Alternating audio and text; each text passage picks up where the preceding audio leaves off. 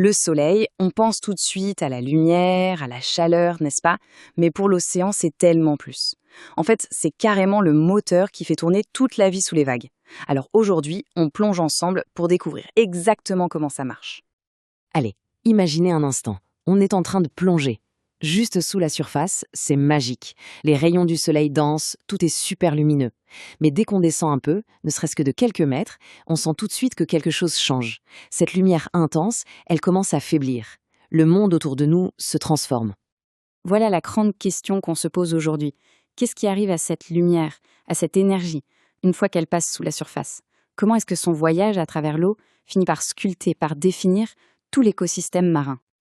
Bon, allons-y. Faut bien commencer par la base. Le rayonnement solaire, c'est la source d'énergie principale de notre planète. Vraiment, c'est le point de départ de quasiment tout. Alors, pour vraiment piger ce qu'est la lumière, il faut d'abord dézoomer un peu.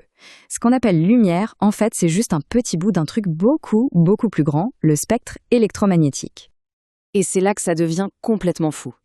Tout ce que l'œil humain peut voir, absolument tout, toutes les couleurs de l'arc-en-ciel, ça tient dans cette toute petite bande qu'on appelle la lumière visible. C'est minuscule, et pourtant, c'est cette fraction ridicule du spectre qui va décider de tout pour la vie dans l'océan. Ok, maintenant, on arrive au moment critique, l'instant précis où la lumière du soleil touche la surface de l'océan. Et là, il se passe deux choses. Instantanément, une partie de la lumière, paf, elle rebondit, un peu comme sur un miroir, c'est la réflexion. Tout le reste, par contre, ça commence son grand voyage vers les profondeurs. C'est ce qu'on appelle la pénétration. Attention, la quantité de lumière qui rentre dans l'eau, ce n'est pas toujours la même. Pensez-y, à midi, quand le soleil est juste au-dessus de nos têtes, là, un maximum de lumière plonge direct dans l'océan. Mais le matin ou en fin de journée, avec le soleil plus bas sur l'horizon, l'angle fait que la surface de l'eau se comporte beaucoup plus comme un miroir. Résultat, une plus grande partie de la lumière est renvoyée. Et c'est maintenant que le voyage devient vraiment intéressant. Parce qu'une fois qu'on est sous la surface, l'eau elle-même se met à jouer un rôle, celui d'un filtre géant. Ce graphique, il nous montre un truc essentiel.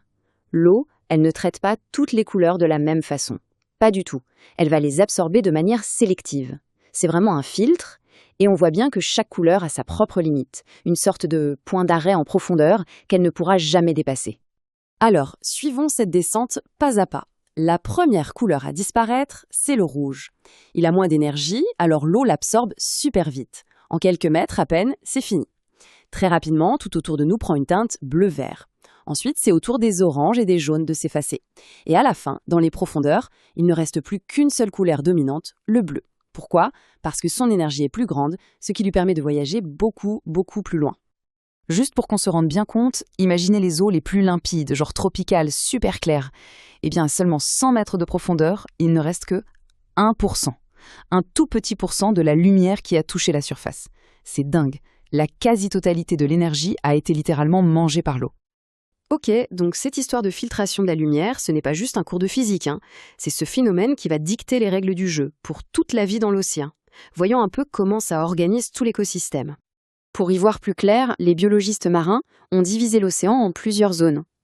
Et le critère numéro 1 pour cette division, comme on le voit bien ici, ce n'est ni la pression, ni la température, c'est une seule et unique chose, la quantité de lumière qui arrive à passer.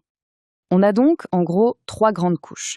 Tout en haut, il y a la zone photique, qu'on pourrait appeler la zone ensoleillée. C'est là que la fête se passe, là où il y a assez de lumière pour la photosynthèse. Juste en dessous, on entre dans la zone crépusculaire. Ambiance différente. Il reste une petite lueur fantomatique, mais c'est bien trop faible pour que les plantes puissent s'en nourrir. Et puis plus bas, c'est la zone abyssale. Là, c'est simple, c'est le noir complet, total et permanent. Et voilà pourquoi la quasi-totalité de la vie marine qu'on imagine, qu'on connaît, est en fait hyper concentrée dans cette fine couche de surface. Le phytoplancton, par exemple, qui est vraiment la base de toute la chaîne alimentaire de l'océan, il ne peut vivre que là. Pareil pour les superbes récifs coralliens, ils ont besoin de leurs petites algues pour survivre et ces algues ont besoin de soleil. Donc pas le choix, il faut rester près de la surface. Mais attention, l'influence du soleil ne s'arrête pas à la photosynthèse. Loin de là. Toute cette énergie qui est absorbée par l'océan, elle va avoir des conséquences énormes à l'échelle de la planète entière. Premier point, et c'est le plus évident, toute cette énergie solaire absorbée, elle se transforme en quoi? En chaleur, tout simplement. C'est le soleil qui est le grand radiateur des couches de surface de l'océan. Et cette température, ce n'est pas un détail. C'est un facteur écologique crucial.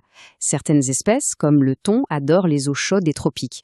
D'autres, comme la morue, sont faites pour les eaux bien froides. En fait, la carte des températures de l'océan, qui est dessinée par le Soleil, c'est aussi en quelque sorte la carte de répartition de la vie marine. Et enfin, cette chaleur accumulée, elle ne reste pas sagement sur place. Non, elle met en mouvement des masses d'eau absolument gigantesques.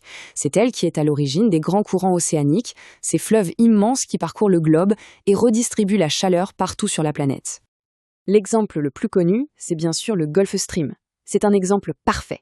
Ce courant, il prend sa source dans l'énergie solaire absorbée près de l'équateur et il fonctionne comme un énorme chauffage central pour l'Europe de l'Ouest, lui apportant un climat beaucoup plus doux que ce qu'il devrait être.